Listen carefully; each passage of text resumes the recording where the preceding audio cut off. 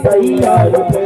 सब दान करेंगे खोल के, सब दान करेंगे खोल के, गंगे परिक्रमा खोल के, अर्पण करके तन मन धन, चलो चले सबको वर्धन, अर्पण करते तन मन धन, चलो चलो सबको वर्धन। राधे राधे बोल के, राधे राधे बोल के, गंगे परिक्रमा डोल के, राधे राधे बोल के, सीधे परिक्रमा बोल के, अर्पण करके तन मन धन, चलो चलो सबको वर्धन, अर्पण करके तन मन धन, चलो चलो सबको वर्धन।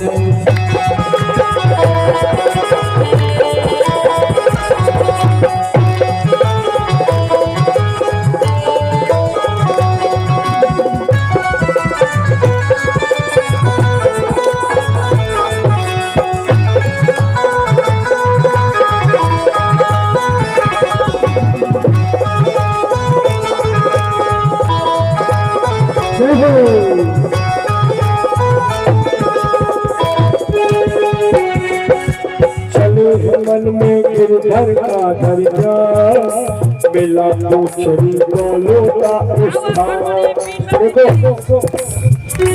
यहाँ पर एक स्थान आता है, जब आप गिरिराज जी की परिक्रमा प्रारंभ करोगे तो गिरिराज जी की परिक्रमा चलते चलते ब्रजवासी ने पूछी, बोले देखिए भैया कौन सी जगह आएगी, कितनी लंबी परिक्रमा आएगी, काम से पूछ तो ले। और जाने में पूछी, वहीं पर भगवान कृष्ण लेट गए, बोले तुम पूछते हो हमको लेट आए। तो गिरिराज जी को नाम आप क्या पढ़ो, पूछरी के लोठा, क्या पढ़ो तो भाई समझ में नहीं, पूछरी के लोठा। आज भी पूछरी के लोटा पर भगवान ने आराम से आनंद लिए हुए विराजमान रहे। तो सबसे पहले जो गिरिराज जी में स्थान पड़ता है वो पूछरी का लोटा पड़ता है। चले मन में गिरधर का धर्मा, मिला पूछरी को लोटा स्थान, चले मन में गिरधर का धर्मा, मिला पूछरी को लोटा स्थान। त्रिपुरा में आई थे चढ़ दूध हर साई, त्रिपुरा में आई थे चढ़ दूध हर साई। भक्ति भाव को खोल के, भक्ति भाव को खोल के, गंगे परिक्रमा खोल के, तन मन धन, चलो चले सबको वर्धन, अर्पण करके तन मन धन, चलो चलो सबको वर्धन। राधे राधे बोल के, राधे राधे बोल के, गंगे परिक्रमा डोल के, अर्पण करके तन मन धन, चलो चलो सबको वर्धन।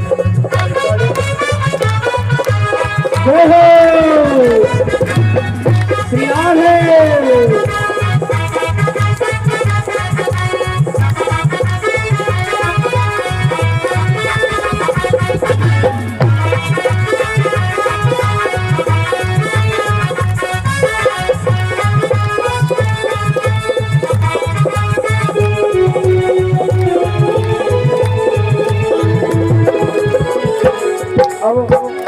आगे तो कुंड पड़ते हैं, राधा कुंड श्याम कुंड, राधा कुंड पे राधिका घर जाए, श्याम से गंगा में फिर कर स्नान, राधा कुंड पे राधिका घर जाए, मानस गंगा में फिर कर स्नान। पहले राधा कुंड का आचमन लो, फिर श्याम कुंड का आचमन लो, फिर आगे जाएंगे मानसी गंगा में डुबकी लगाओ, और क्या होगा, पावन होगी जब आत्मा मिल जाएंगे परमात्मा, पावन होगी जब आत्मा मिल जाएंगे परमात्मा। पानी में अमृत घोल के, पानी में अमृत घोल के, गंगे परिक्रमा डोल के, अर्पण करके तन मन धन, चलो चलो सबको वर्धन, अर्पण करके तन मन धन, चलो चलो सबको वर्धन, अर्पण करके तन मन धन, चलो चलो सबको वर्धन, अर्पण करके तन मन धन, चलो चलो सबको वर्धन। जरा जोरा जोरा जोरा जोरा जोरा जोरा जोरा जोरा जोरा।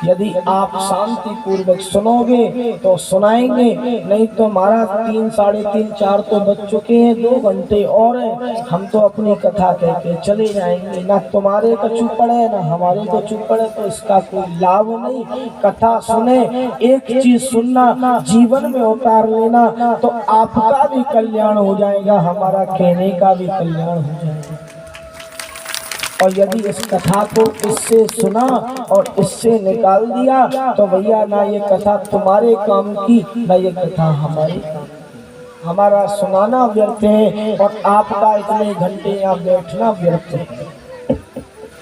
तो कथा में शांति जितना बनाओगे, ध्यान पूर्वक भगवान को हमको मत देखो, या कृष्ण बैठा है, भागवत जी को देखो और इनसे कहो प्रभु आपकी इतनी सुंदर मधुर कथा से हमारे हृदय में भक्ति प्रकट हो, और ऐसे आप मूर्ति बनकर के बैठे हो, वो समय आ जाए जो आज आप ऐसे बैठे हो, कल हमको प्रत्यक्ष रूप में आपका दर्शन हो जाए। यही भागवत सुनने का लाभ है भैया। भागवत क्या है? बोले श्रीमद् भागवता कोयम प्रत्यक्षम कृष्ण एवही। ये भागवत है, ये साक्षात कृष्ण का रूप है, मगर आपकी भावना कैसी है इसको देखें। भाव का भूखा हूँ मैं, भाव ही बस सार है, भाव से जो मुझको बजे तो भव से लीला पार है। भाव बिन सुनी पुकारूं मैं कभी सुनता नहीं, भाव से जो मुझको एक टेर वो मुझे स्वीकार। महाराज भाव नहीं, भक्ति नहीं तो बस सब बेकार है। तो जीवन में कथा को सुनना।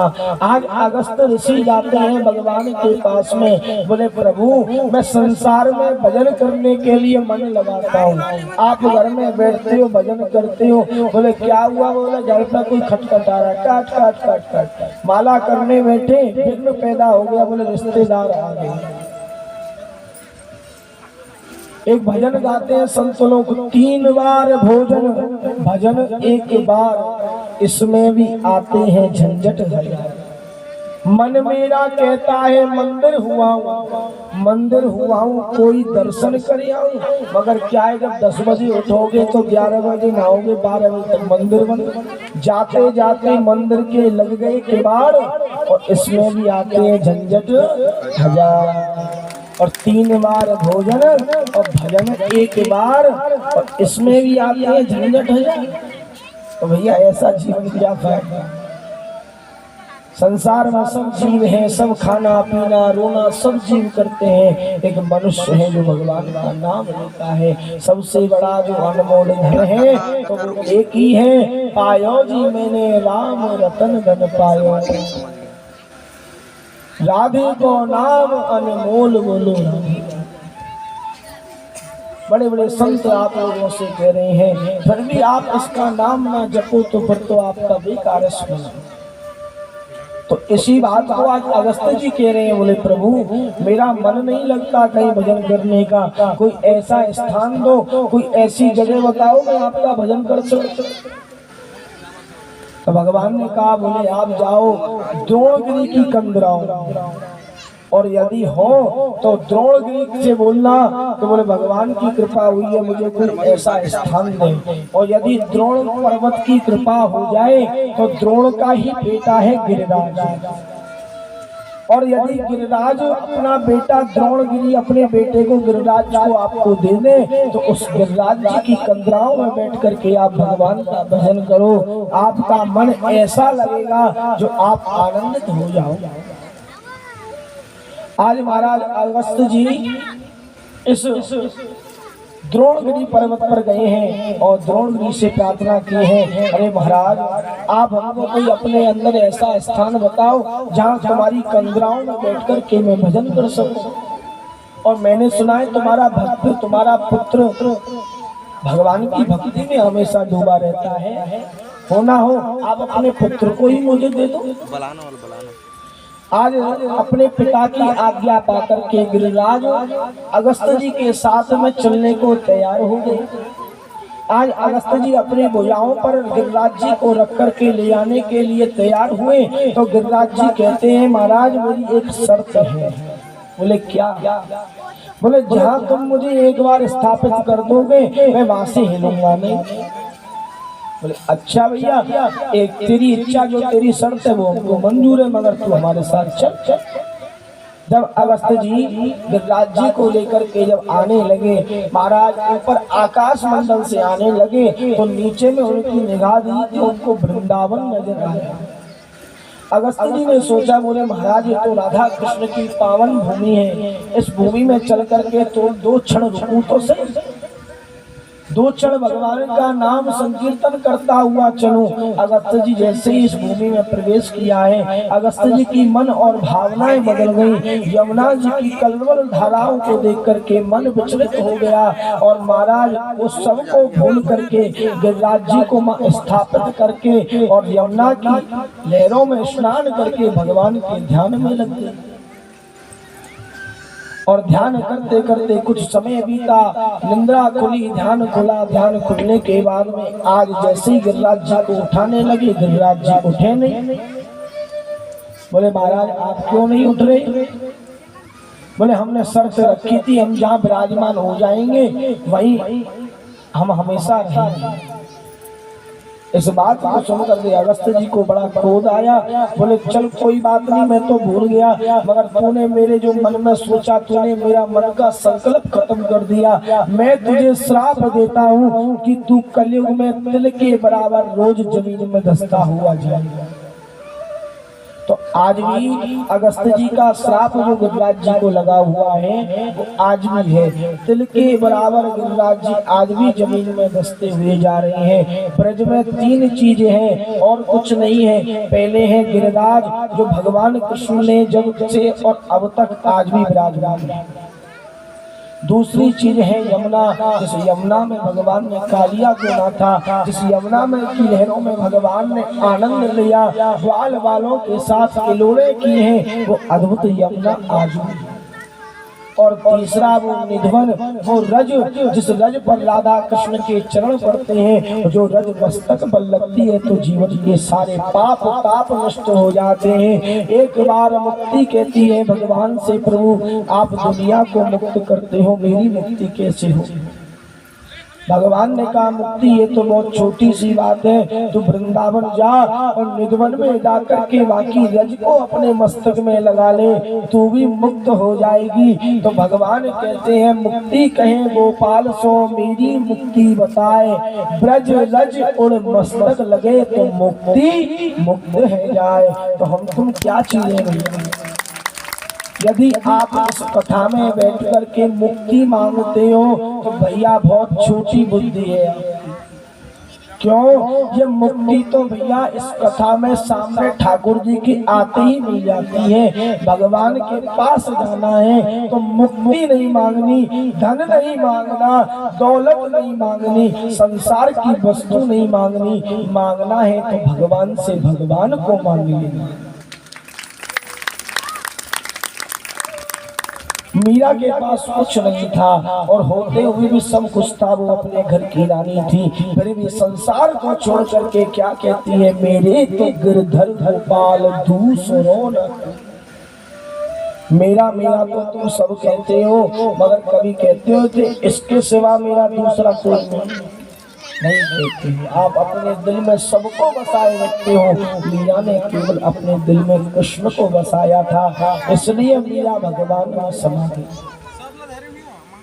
तो यही प्रेम गोपियों के अंदर है और यही प्रेम ब्रजवासियों के अंदर है। सब ब्रजवासियों की रक्षा के लिए आज भगवान ने गिरिराज धारण किए हैं। आज इंद्र ने इतनी मेघमालाएं की, भयंकर बरसात होने लगी। स्वयं सुखदेव भगवान कहते हैं परीक्षित, जैसे एक गजराज हाथी जल में जाकर के अपनी सूंड में जितना जल भर करके जैसे धार मारता है, आज इंद्र ने ऐसी मोटी मोटी धार से बारिश की।